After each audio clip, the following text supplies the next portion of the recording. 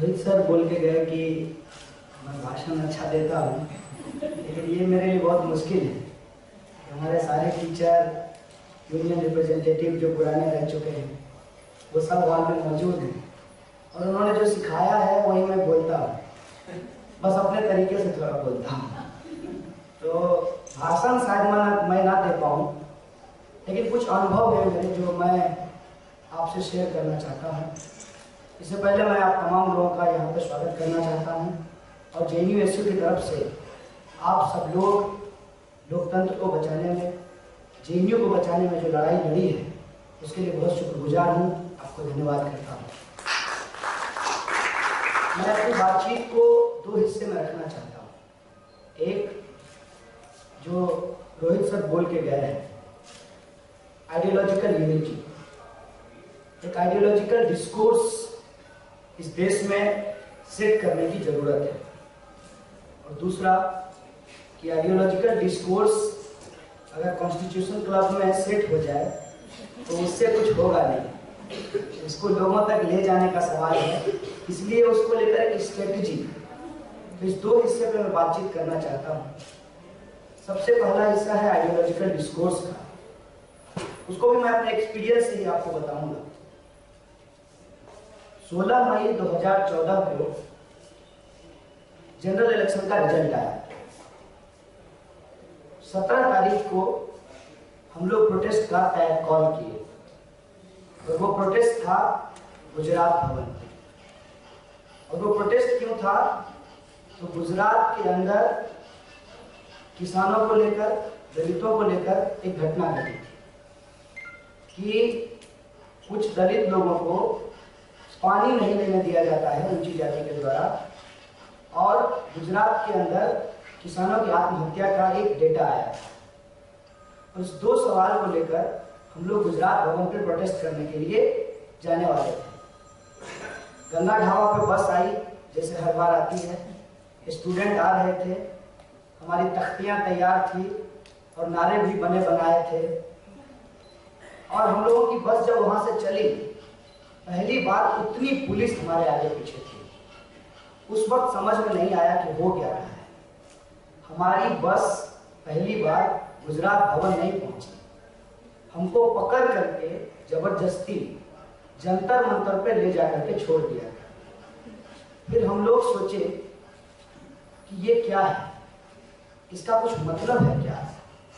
लेकिन शायद उस वक्त हम लोग तय कर पाने की स्थिति में नहीं थे, क्योंकि जो लोग अपने आप को प्रोग्रेसिव और लेफ्टिस्ट कहते हैं, उनकी जो पॉलिटिकल ट्रेनिंग होती है,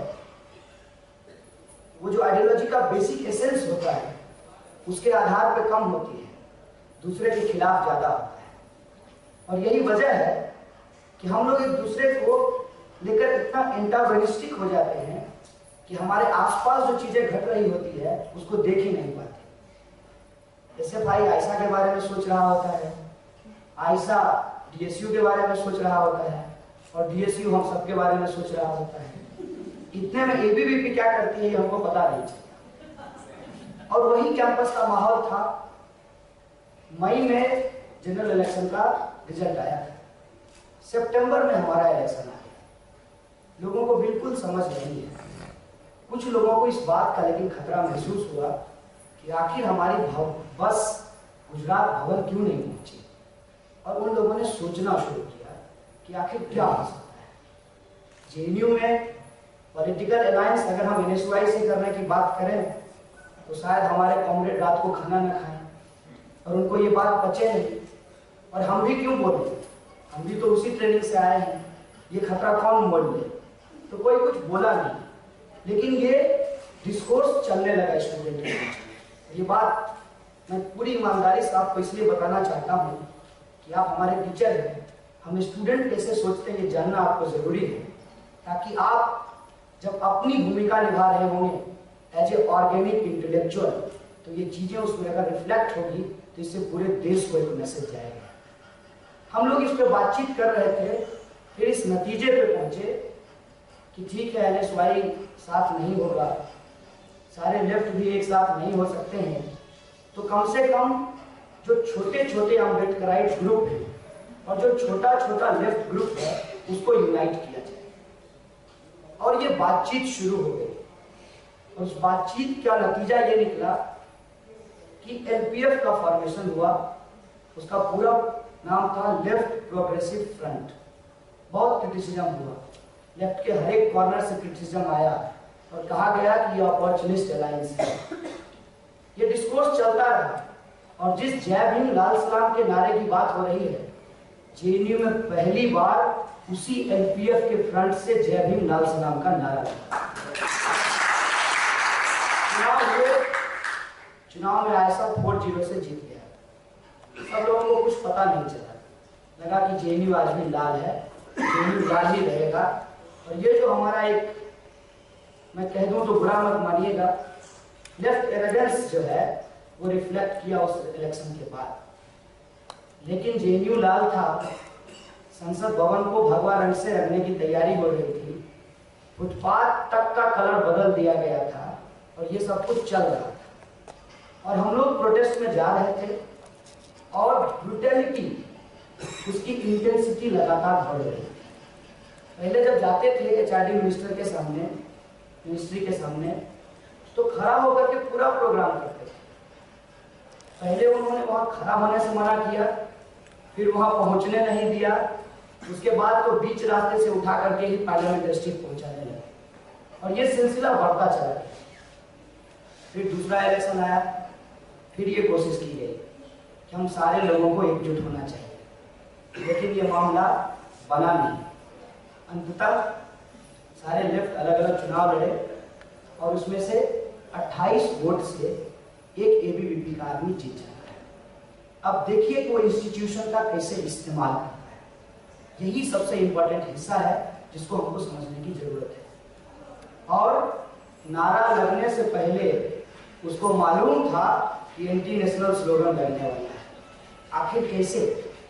क्योंकि उसको यह भी मालूम था कि एंटी नेशनल स्लोगन लगेगा नहीं, लेकिन एंटी नेशनल स्लोगन का एक स्क्रिप्ट उसके पास था, जो स्क्रिप्ट चला था एफटीआईआई से। एफटीआईआई में स्टूडेंट के बारे में क्या कहा गया?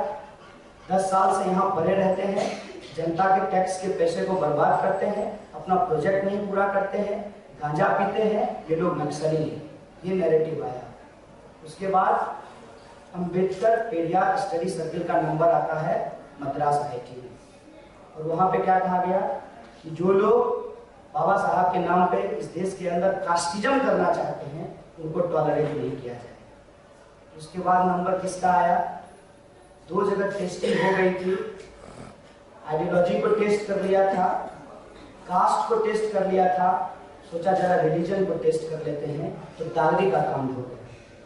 दादरी का जब कांड हुआ तो उनको मालूम था कि लोग बोलेंगे, लोग निकलेंगे, सिविल सोसाइटी के मेंबर सड़कों पे आएंगे, इंटेलेक्चुअल आर्टिकल लिखेंगे और प्रोफेसर जाकर सेमिनार को अटेंड करेंगे। इसीलिए कलबुर्गी को मार दिया। इसीलिए पंसारे 80 साल का व्यक्ति, जो किसी के लिए व्यक्तिगत तौर पे कोई नुकसान नहीं पहुंचा सकता था, लेकिन शिवाजी का जो एप्रोप्रिएशन हुआ था बीजेपी के द्वारा, उसको उन्होंने वापस ले लिया था उससे। इस बात से वो घबराए हुए थे, तो कहा कि इंटेलेक्चुअल को डराना जरूरी है, इसीलिए कुलवर्गी की हत्या की। कुलवर्गी की जब हत्या हुई तो इनको थोड़ा उल्टा हुआ।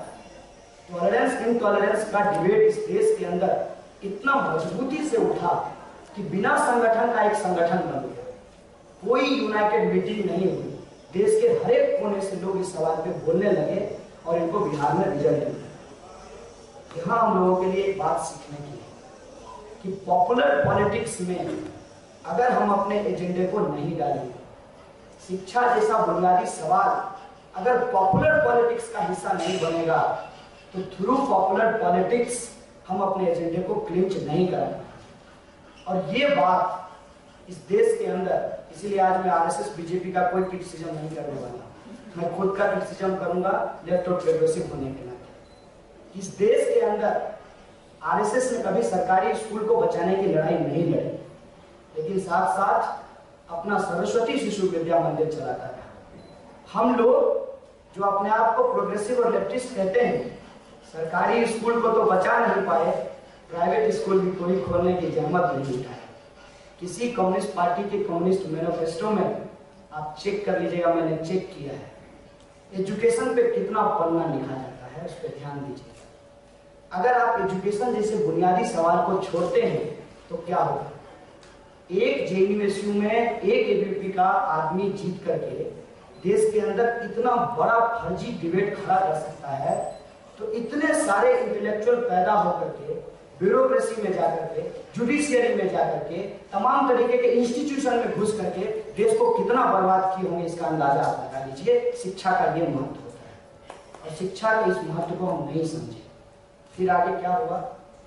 उसके बाद डिस्कोर्स चला देश के अंदर कि भाई उनका अटैक जो है वो बढ़ता जा रहा है। नंबर आया यूनिवर्सिटीज का, direct attack. Special university act को खत्म करने की बात की गई और कहा गया कि सेंट्रल यूनिवर्सिटी बिल आएगी, टीचरों का ट्रांसफर किया जाएगा और टीचर सिलेबस तैयार नहीं करेंगे, सिलेबस मिनिस्ट्री में तैयार होगा।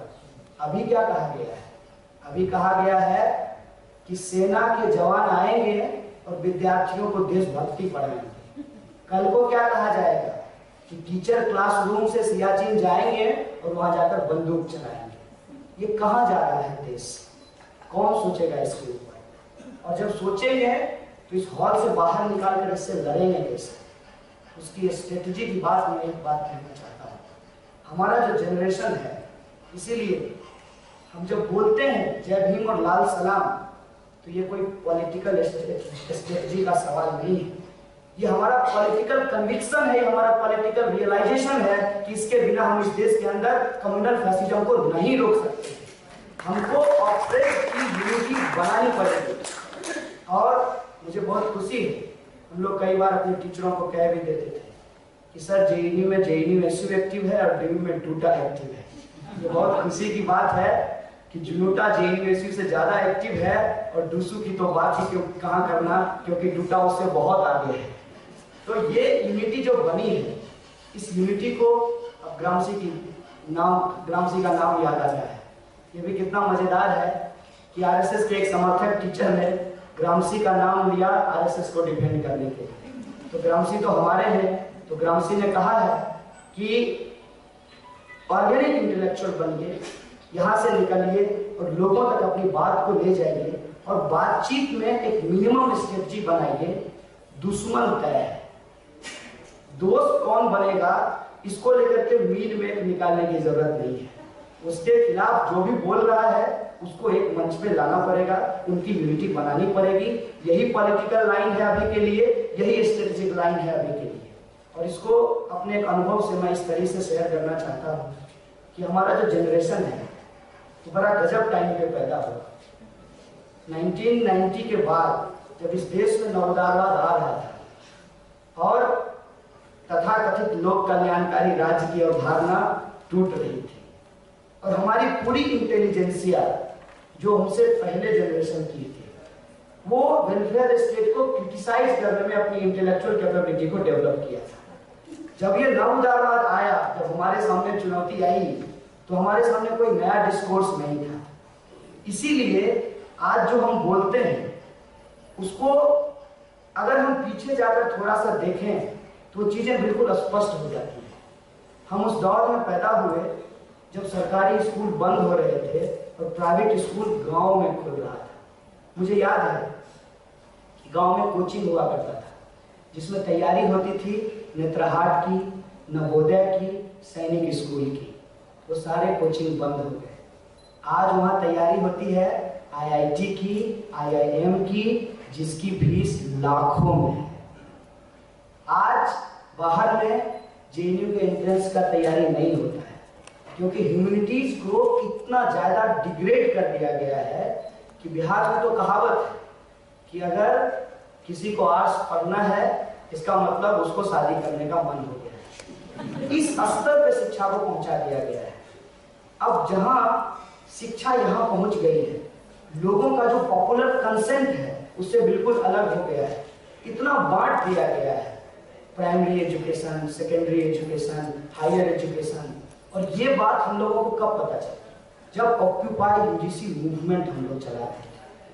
हर एक यूनिवर्सिटी में गए और हमने देखा कि एक बड़ा मास जो यूनिवर्सिटी के अंदर है वो फेलोशिप के सवाल पे हमसे जुड़ ही नहीं रहा है। क्योंकि इस देश के अंदर सिर्फ और सिर्फ सेंट्रल यूनिवर्सिटी के स्टूडेंट्स को नॉन नेट फेलोशिप दिया जाता है, और उसमें भी बहुत सारी यूनिवर्सिटी है जिनको पिछले 2 साल से मिलना शुरू हुआ है। मतलब जेएनयू जो है एक बेहतरीन एग्जाम्पल पब्लिक फंडेड यूनिवर्सिटी का, वो तो अपने आप में आपके इकलौता या 1-2 ऐसे इंस्टीट्यूट हैं। पूरे देश के अंदर सबसे पहले प्राइमरी एजुकेशन को बर्बाद किया गया, फिर स्टेट यूनिवर्सिटी को बर्बाद किया गया, और अगला नंबर जो है वो सेंट्रल यूनिवर्सिटी का है। इस तरीके से उन्होंने एक एक करके हमारे सरकारी संस्थानों को बर्बाद किया। और जब ये चीजें हो रही थी उस वक्त जो हमारा डेमोक्रेटिक प्रोग्रेसिव लेफ्टिस्ट सेक्शन था उसने इस बात की जहमत नहीं उठाई कि इसका क्या अल्टरनेट हो सकता है। एक एग्जाम्पल मैं आपको देना चाहता हूँ कि सरकारी स्कूल या सरकारी विश्वविद्यालयों के बजट को उठा करके देखिए। उसका जो बजट होता है इंफ्रास्ट्रक्चर को लेकर के, उसके 25% बजट में उसको बहुत अच्छे तरीके से मॉडर्नाइज किया जा सकता है, लेकिन उसका जो ब्यूरोक्रेटिक सिस्टम है उसको इतना लेथार्जिक बनाया गया कि कभी भी वो निजी संस्थानों का मुकाबला ही नहीं कर पाए। इसका एक उदाहरण मैं आपको देना चाहता हूँ कि एक बार हमारे गांव में चर्चा हुई सरकारी बनाम गैर सरकारी की, तो एक आदमी कहा कि प्राइवेटाइजेशन बहुत जरूरी है। हमने कहा क्यों? कहा कि वहाँ काम बहुत अच्छे से होता है, सरकारी कर्मचारी काम नहीं करते हैं। हम बोले सही बात है। सब उसने कहा कि देखो बीएसएनएल की मोनोपोली होती थी, अब जब से रिलायंस आया है, तो हम बोले रिलायंस आया तो दुनिया मुट्ठी में आई, दुनिया को मुट्ठी में कर लिया, क्योंकि बीएसएनएल को तो तुमने बता दिया कि भाई साहब नहीं लगेगा। अगर भाई साहब नहीं लगेगा, ये बीएसएनएल के बारे में अंडरस्टैंडिंग नहीं बनेगी, तो रिलायंस दुनिया को मुट्ठी में कैसे करेगा, और मुट्ठी में करने के लिए कॉल रेट को कैसे बढ़ाएगा, फिर कॉल ड्रॉप कैसे होगा, एसएमएस को करने में कोई पैसा नहीं लगता, फिर भी पैसा कैसे कस्टमर से लिया जाएगा, ये सारा बिजनेस प्लानिंग कैसे होगा। जानबूझ करके सरकारी संस्थानों को बर्बाद किया गया ताकि प्राइवेट संस्थानों को स्पेस दिया जा सके। और उसकी जो समस्या थी ब्यूरोक्रेटिक लेथार्जी का या वर्किंग कल्चर का जो प्रॉब्लम था या हायरार्की का जो प्रॉब्लम था, जिसको खत्म सॉर्ट आउट किया जा सकता था, उसको कभी भी ठीक करने की जरूरत नहीं उठाई, क्योंकि इनका तो नजरिया यही है कि अगर हाथ में घाव है तो उंगली मत काटो, हाथी काट दो। अगर सरकारी संस्थान में दिक्कत है तो उसको रिजॉल्व करने के बजाय उसको बंद कर दो। ये हर चीज को बंद करने पे जुटे हुए हैं, और स्थिति आज यहाँ तक पहुंच गई है कि लोग सरकारी स्कूल में नहीं पढ़ना चाहते, लेकिन सरकारी नौकरी करना चाहते हैं। ये बहुत इंटरेस्टिंग चीज है। लोग इस देश के अंदर प्राइवेटाइजेशन की वकालत करते हैं, लेकिन बैठना चाहते हैं संसद भवन में जो सरकारी है। ये जो कंट्राडिक्शन है सोसाइटी का, इससे हम कैसे निजात पाएंगे? और मेरा मानना है जहां तक कि शिक्षा के सवाल को, स्वास्थ्य के सवाल को, और लोगों की जो दूसरी बेसिक फैसिलिटीज है, उस सवाल पे हम लोगों को आइडियोलॉजिकली एक लार्जर यूनिटी बनाना पड़ेगा। और वो लार्जर यूनिटी होगा जस्टिस के फ्रेमवर्क में, उसको हम सोशल जस्टिस कहें, उसको हम जेंडर जस्टिस कहें, या उसको हम equality and dignity for all कहें। इस फ्रेमवर्क में हमको एक पॉलिटिकल स्ट्रेटजी बनाना पड़ेगा। और इसके लिए जो हम कहते हैं कि पॉलिटिक्स को इकोनॉमिक्स से अलग करके नहीं दे सकते हैं, हम लोगों की ये ट्रेनिंग है। तो आज का जो इकोनॉमिक सिस्टम है, मेरा मानना है एक सीधा सीधा कॉन्ट्राडिक्शन है फाइनेंशियल कैपिटलिज्म का प्रोडक्टिव कैपिटलिज्म के साथ। और प्रोडक्टिव कैपिटलिज्म के पक्ष में खड़ा होना, फाइनेंशियल कैपिटलिज्म को एक धक्का देना है। जरूरी नहीं है कि इसमें हम बहुत अच्छे हो जाएं, लेकिन अगर खुद को प्रोग्रेसिव और डेमोक्रेटिक कहते हैं तो वेल्थ का थोड़ा सा तो डेमोक्रेटाइजेशन हो सकता है, पब्लिक फंड जनरेट किया जा सकता है और पब्लिक इंस्टीट्यूशंस को बचाया जा सकता है। तभी हम क्रिटिकल थिंकिंग, डेमोक्रेसी और basic right of freedom to speech की बात कर सकते हैं। अदरवाइज आज हमारे सामने जो चुनौती है, जो डिस्कोर्स हमने सेट किया था, वो पूरे तरीके से खतरे में है। पहले कहा दिखना खतरनाक है, दाढ़ी अगर बढ़ा हो, आपने सर पे टोपी लगाया हो, तो आप टेररिस्ट हैं। This is called Islamophobia. पहले कहा दिखना गलत है, लोगों ने दाढ़ी मुड़ा लिया, लोगों ने टोपी लगाना छोड़ दिया। फिर कहा है बोलना गलत है, नारा लगाना गलत है, कुछ कह देना गलत है। आज तो अमित शाह ने हद कह दी, कहा देश की आलोचना गलत है। इतना भी बुनियादी फर्क वो आदमी नहीं समझ पा रहा, बीजेपी का अध्यक्ष है कि देश की आलोचना और सरकार की आलोचना में फर्क होता है। ये देश और सरकार के बीच का जो अंतर है उसको मिटा देना चाहते हैं।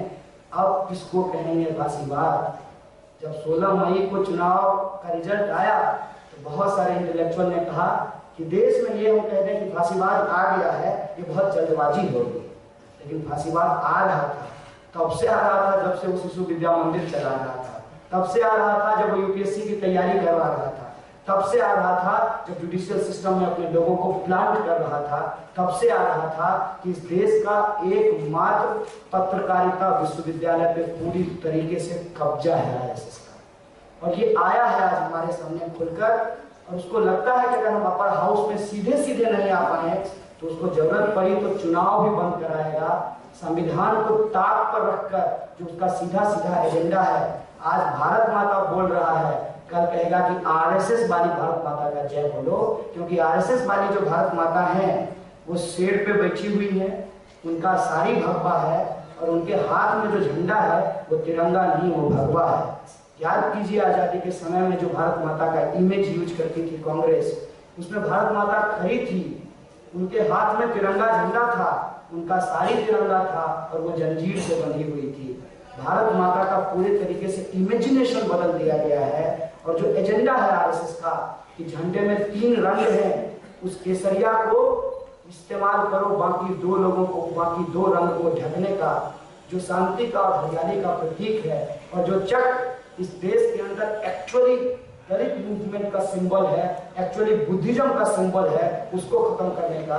और ये जो पॉलिटिक्स है इसके खिलाफ अगर हम लोग यूनाइट नहीं होंगे, अगर हम एक मिनिमम यूनिटी नहीं बनाएंगे तो इस देश को बचा पाना बहुत मुश्किल होगा। अगर हम फ्रीडम ऑफ थॉट की बात कर रहे हैं, फ्रीडम ऑफ स्पीच की बात कर रहे हैं, तो मैं यहाँ एक अंतिम कोट करते हुए अपनी बात को खत्म करूंगा कि आज क्रिस्टल यूनिवर्सिटी का प्रेसिडेंट बोल रहा है कि मेरी यूनिवर्सिटी में हमसे अपोजिट आइडियोलॉजी का कोई व्यक्ति आकर बात रखेगा तो मैं उसकी निंदा करूंगा, लेकिन मैं उसके ऊपर कोई कार्रवाई नहीं करूंगा। आज कुछ साल पहले सुप्रीम कोर्ट ने कहा है, यूएस की सुप्रीम कोर्ट ने कहा है, फ्रीडम ऑफ स्पीच के बारे में क्लियर कट बात बताई कि किसी के बारे में कुछ भी बोलना सेडिशन नहीं है। और यही कारण है कि वहां पे लोग जब प्रोटेस्ट करते हैं तो व्हाइट हाउस के सामने में जाकर प्रोटेस्ट करते हैं, उसके आगे में प्रोटेस्ट करते हैं, ये उनका डेमोक्रेटिक राइट है। और जब अमेरिका अटैक किया था वियतनाम के ऊपर तो खुद अमेरिकी लोग सड़क पे उतर करके वियतनाम का समर्थन कर रहे थे और वार का विरोध कर रहे थे। लेकिन मैं कोट करना चाहता हूँ हिंदुस्तान को कि हमें ना प्रिंसटन यूनिवर्सिटी को जाने की जरूरत है, न यूएस पहुंचने की जरूरत है। महात्मा गांधी का 1929 के अंदर उन्होंने एक आर्टिकल लिखा था फ्रीडम ऑफ स्पीच के ऊपर, उसको पढ़ने की जरूरत है, जिसमें वो कह रहे हैं कि डेमोक्रेसी का basic essence freedom of speech है। और फ्रीडम ऑफ स्पीच का दायरा इतना बड़ा है कि आप एक इंडिविजुअल पूरी की पूरी सरकार, पूरी की पूरी व्यवस्था के खिलाफ बोल सकता है और उसको इस बात को बोलने की आजादी बेसिक एसेंस है फ्रीडम ऑफ स्पीच का। और इस बात को इस तरह से कोट करते हैं कि पानी को किसी के साथ डाइल्यूट किया जा सकता है, पानी को डाइल्यूट नहीं किया जा सकता। और फ्रीडम ऑफ स्पीच पानी के जैसा है जिसको डाइल्यूट नहीं किया जा सकता। अगर उसको डाइल्यूट किया गया इस देश में the very idea of democracy को बचाना मुश्किल हो जाएगा। इसीलिए आज हम अगर मिनिमम यूनिटी की बात कर रहे हैं तो इसलिए कह रहे हैं कि भगत सिंह ने, बाबा साहब भीमराव अम्बेडकर ने, महात्मा गांधी ने, पंडित जवाहरलाल नेहरू ने और वो तमाम लोग, चाहे वो ज्योतिबा फुले हो, चाहे वो पेरियार हो, इमेजिन कीजिए कि अगर इसी तरीके का एग्रेसिव नेशनलिज्म या एंटी नेशनलिज्म आप कहिए बढ़ता रहा तो पेरियार की उस मूर्ति का क्या हाल होगा चेन्नई के अंदर जिस पे लिखा हुआ है कि there is no god in the earth. उस मूर्ति का क्या किया जाएगा उसके बारे में सोचिए। ये जो अटैक हुआ है फ्रीडम ऑफ स्पीच का, वो जो बेसिक आइडिया है डेमोक्रेसी का, उसके ऊपर जो अटैक हुआ है और नैरेटिव जिस तरीके से तैयार किए गए हैं, लॉ में लिखा हुआ है सेडिशन, सुप्रीम कोर्ट के वकील हमारे साथ हैं, इस्तेमाल क्या हुआ टीवी चैनल पर एंटी नेशनल। और ये जो टर्मोलॉजी है इसको बहुत गंभीरता से समझने की जरूरत है, क्योंकि सेडिशन को हिंदी में कहते हैं राजद्रोह। राजद्रोह के बरक्स क्या बाइनरी बनती? राज प्रेम जो इनका असली चरित्र है, लेकिन इन्होंने इसको कन्वर्ट किया, सिटीजन की जगह एंटी नेशनल शब्द का यूज किया ताकि खुद को सेल्फ क्लेम्ड नेशनलिस्ट घोषित कर सके और पूरा का पूरा आजादी के आंदोलन का जो डिस्कोर्स है उसको बदल करके देश के सामने जो बुनियादी सवाल है शिक्षा का, स्वास्थ्य का, रोजगार का और सबके लिए न्याय का, बोलने की आजादी का, इस सवाल को डाइल्यूट कर सके। लेकिन मुझे पूरी उम्मीद है कि जो रियलाइजेशन आज हम स्टूडेंट्स के बीच में है, टीचरों के बीच में है, सिविल सोसाइटी के लोगों के बीच में है, अगर हम ऑर्गेनिक तरीके से टू वे ट्रैफिक स्टाइल में अगर गांव-गांव तक पहुंचा पाए, क्योंकि ये जो न्यू मीडिया है इसका इस्तेमाल अगर रिग्रेसिव फोर्स कर सकती है तो इसका इस्तेमाल अगर प्रोग्रेसिव फोर्स करे तो इस देश को बचाया जा सकता है, लोकतंत्र को बचाया जा सकता है, संविधान को बचाया जा सकता है। बहुत बहुत शुक्रिया।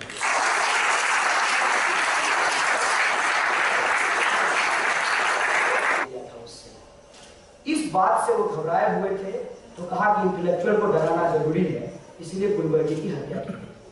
गुलवर्गी की जब हत्या हुई तो इनको थोड़ा उल्टा हुआ। टॉलरेंस इनटॉलरेंस का डिबेट इस देश के अंदर इतना मजबूती से उठा कि बिना संगठन का एक संगठन बन गया।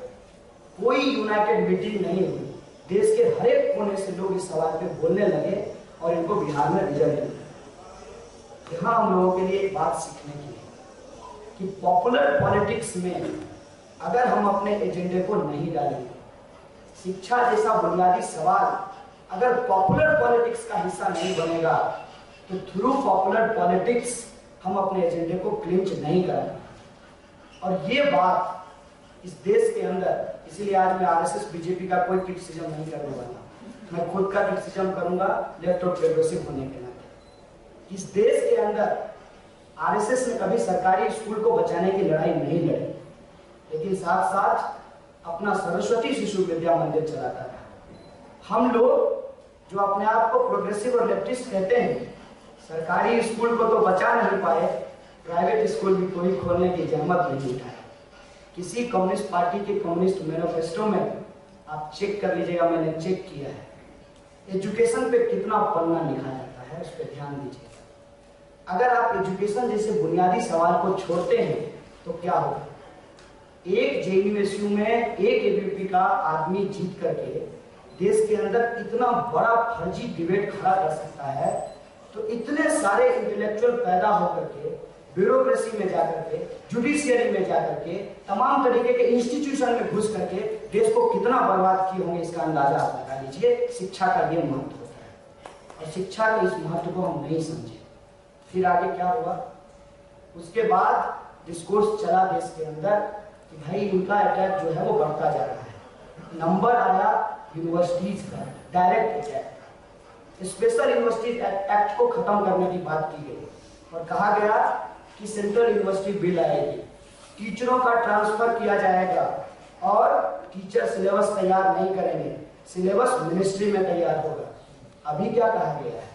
अभी कहा गया है कि सेना के जवान आएंगे और विद्यार्थियों को देशभक्ति पढ़ाएंगे।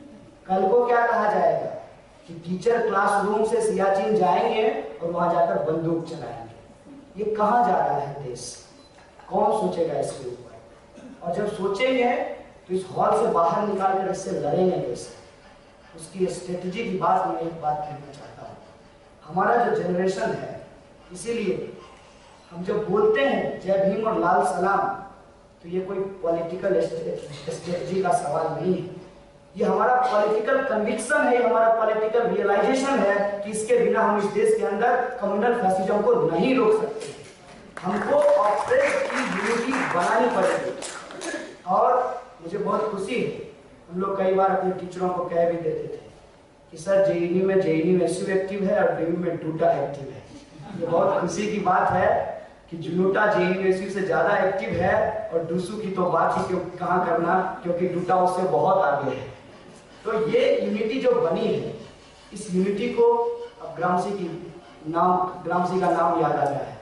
ये भी कितना मजेदार है कि आरएसएस के एक समर्थक टीचर ने ग्रामसी का नाम लिया आरएसएस को डिफेंड करने के लिए। तो ग्रामसी तो हमारे हैं, तो ग्रामसी ने कहा है कि ऑर्गेनिक इंटेलेक्चुअल बनिए, यहाँ से निकलिए और लोगों तक अपनी बात को ले जाइए और बातचीत में एक मिनिमम स्ट्रेटजी बनाइए। दुश्मन तय है, दोस्त कौन बनेगा इसको लेकर के मीड में निकालने की जरूरत नहीं है। उसके खिलाफ जो भी बोल रहा है उसको एक मंच पे लाना पड़ेगा, उनकी यूनिटी बनानी पड़ेगी। यही पॉलिटिकल लाइन है अभी के लिए, यही स्ट्रेटेजिक लाइन है अभी के लिए।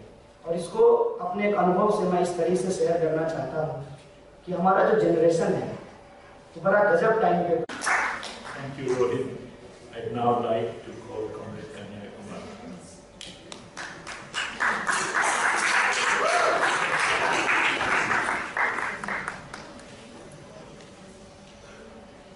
रोहित सर बोल के गए कि मैं भाषण अच्छा देता हूँ, लेकिन ये मेरे लिए बहुत मुश्किल है।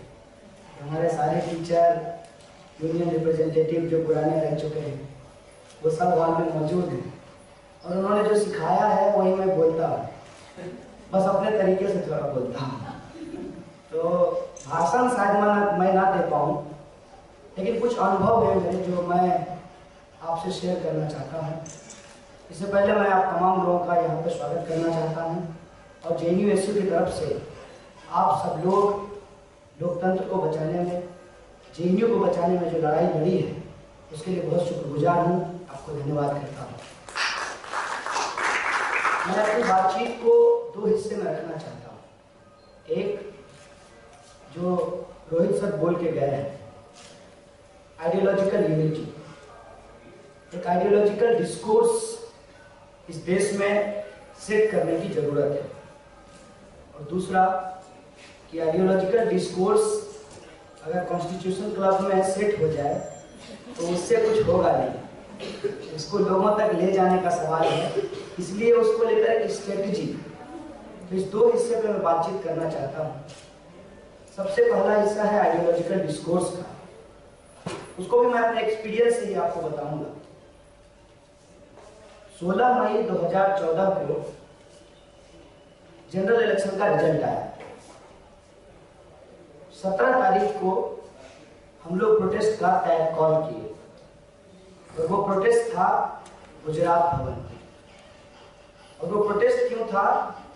तो गुजरात के अंदर किसानों को लेकर, दलितों को लेकर एक घटना घटी थी कि कुछ दलित लोगों को पानी नहीं लेने दिया जाता है ऊंची जाति के द्वारा, और गुजरात के अंदर किसानों की आत्महत्या का एक डेटा आया। और इस दो सवाल को लेकर हम लोग गुजरात भवन पर प्रोटेस्ट करने के लिए जाने वाले थे। गंगा ढाबा पे बस आई, जैसे हर बार आती है, स्टूडेंट आ रहे थे, हमारी तख्तियां तैयार थी और नारे भी बने बनाए थे। और हम लोगों की बस जब वहां से चली, पहली बार उतनी पुलिस हमारे आगे पीछे थी। उस वक्त समझ में नहीं आया कि हो क्या रहा है। हमारी बस पहली बार गुजरात भवन नहीं पहुंची, हमको पकड़ करके जबरदस्ती जंतर मंतर पे ले जाकर के छोड़ दिया। फिर हम लोग सोचे कि ये क्या है, इसका कुछ मतलब है क्या? लेकिन शायद उस वक्त हम लोग तय कर पाने की स्थिति में नहीं थे, क्योंकि जो लोग अपने आप को प्रोग्रेसिव और लेफ्टिस्ट कहते हैं, उनकी जो पॉलिटिकल ट्रेनिंग होती है, वो जो आइडियोलॉजी का बेसिक एसेंस होता है, उसके आधार पे कम होती है, दूसरे के खिलाफ ज्यादा होता है। और यही वजह है कि हम लोग एक दूसरे को लेकर इतना एंटागोनिस्टिक हो जाते हैं कि हमारे आसपास जो चीजें घट रही होती है उसको देख ही नहीं पाते। जैसे भाई आयशा के बारे में सोच रहा होता है, आयशा DSU के बारे में सोच रहा होता है, और DSU हम सबके बारे में सोच रहा होता है। इतने में ABVP क्या करती है हमको पता नहीं चलता। और वही कैंपस का माहौल था। मई में जनरल इलेक्शन का रिजल्ट आया था, सितंबर में हमारा इलेक्शन आया। लोगों को बिल्कुल समझ नहीं है। कुछ लोगों को इस बात का लेकिन खतरा महसूस हुआ कि आखिर हमारी बस गुजरात भवन क्यों नहीं पहुंची। और उन लोगों ने सोचना शुरू किया कि आखिर क्या हो सकता है।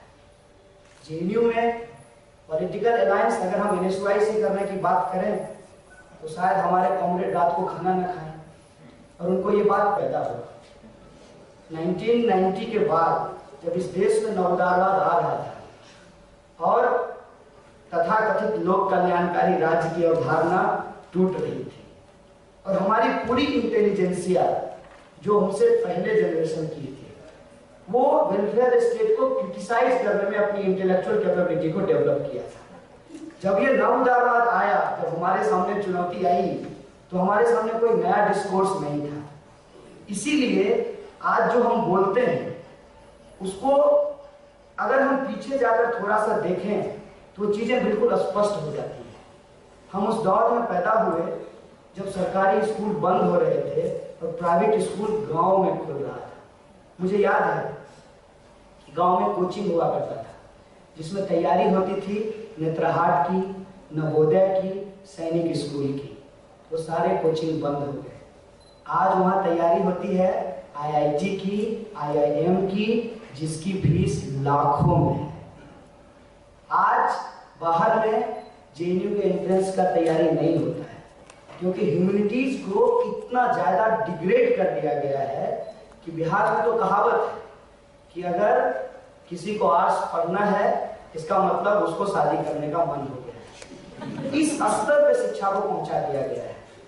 अब जहां शिक्षा यहां पहुंच गई है, लोगों का जो पॉपुलर कंसेंट है उससे बिल्कुल अलग हो गया है। इतना बांट दिया गया है, primary education, secondary education, higher education. और ये बात हम लोगों को कब पता चली? जब ऑक्यूपाई UGC मूवमेंट हम लोग चला रहे थे।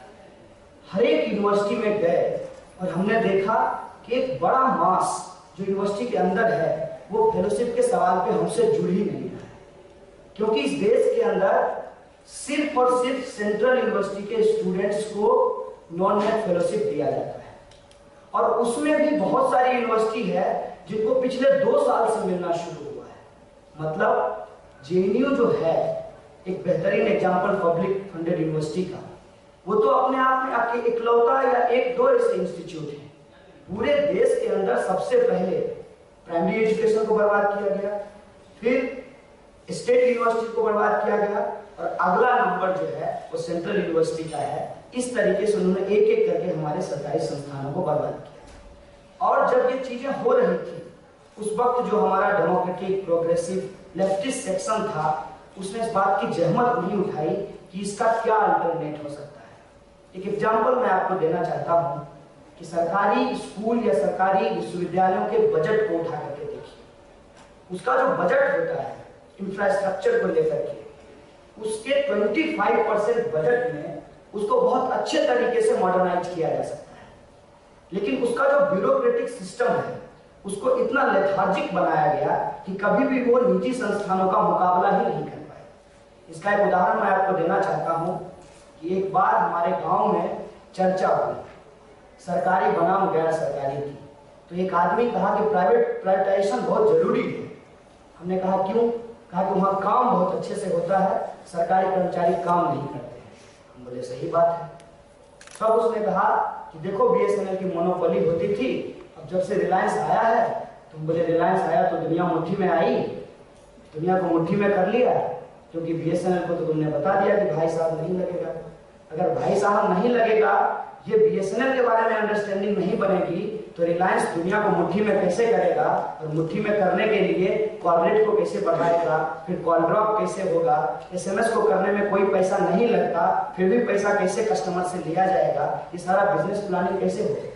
जानबूझ करके सरकारी संस्थानों को बर्बाद किया गया ताकि प्राइवेट संस्थानों को स्पेस दिया जा सके। और उसकी जो समस्या थी ब्यूरोक्रेटिक लेथार्जी का या वर्किंग कल्चर का जो प्रॉब्लम था या हायरार्की का जो प्रॉब्लम था, जिसको खत्म सॉर्ट आउट किया जा सकता था, उसको कभी भी ठीक करने की जरूरत नहीं उठाई, क्योंकि इनका तो नजरिया यही है कि अगर हाथ में घाव है तो उंगली मत काटो, हाथी काट दो।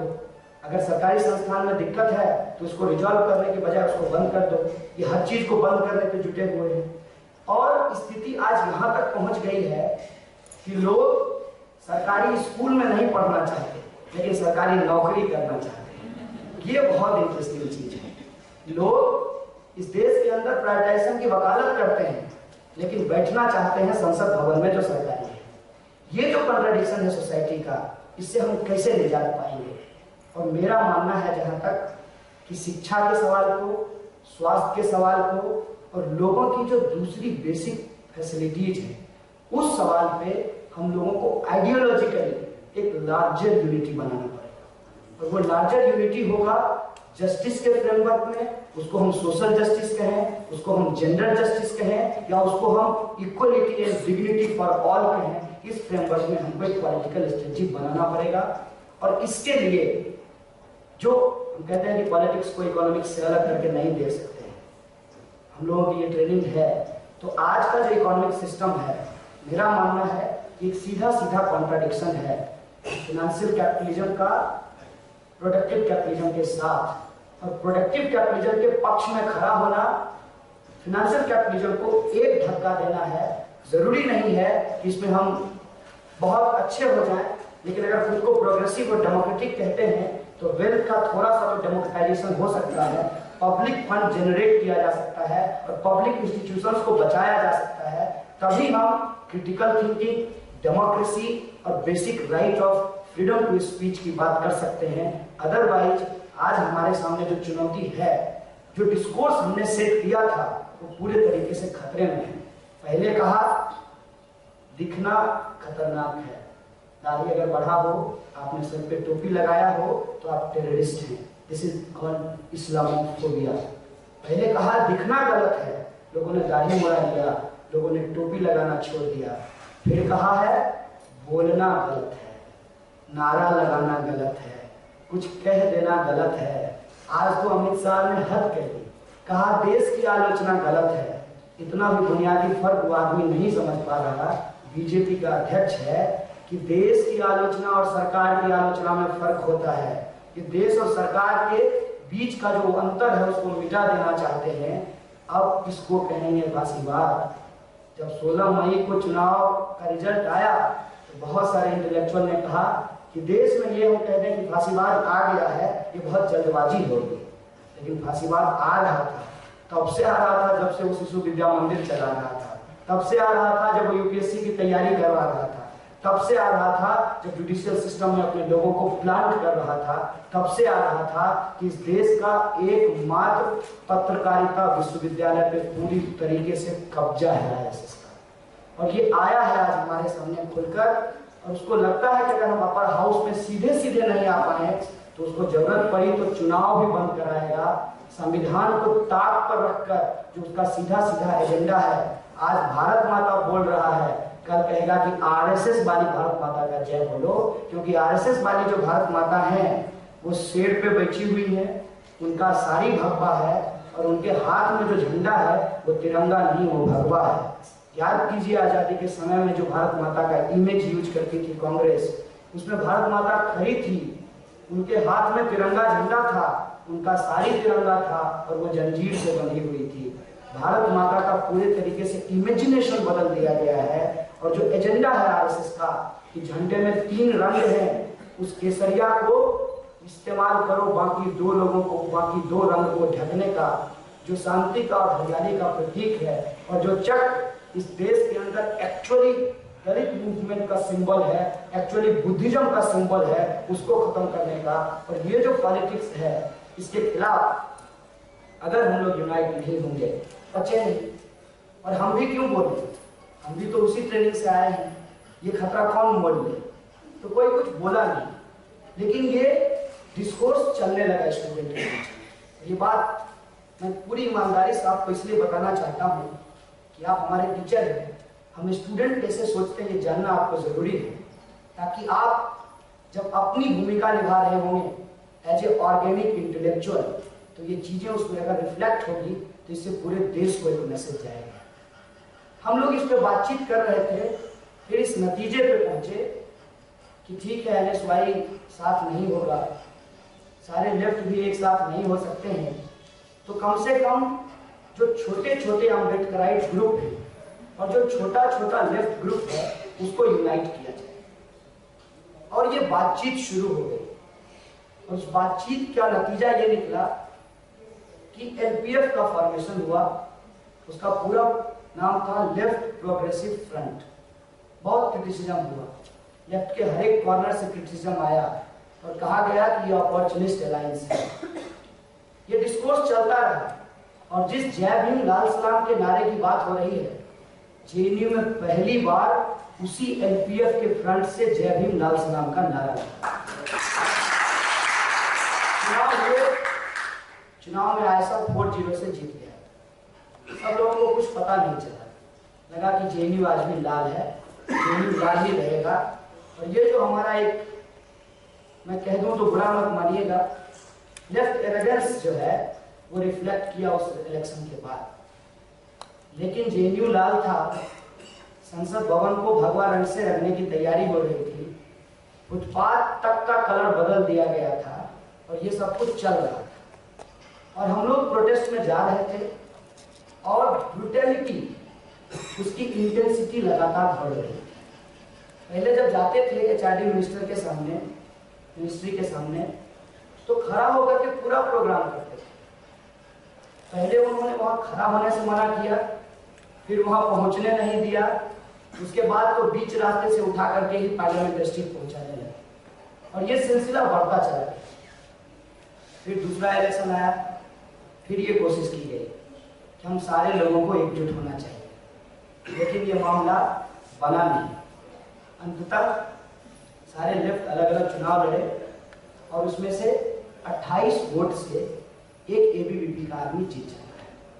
अब देखिए कि वो इंस्टीट्यूशन का कैसे इस्तेमाल करता है। यही सबसे इंपॉर्टेंट हिस्सा है जिसको हमको समझने की जरूरत है। और नारा लगने से पहले उसको मालूम था कि एंटी नेशनल स्लोगन लगने वाला है।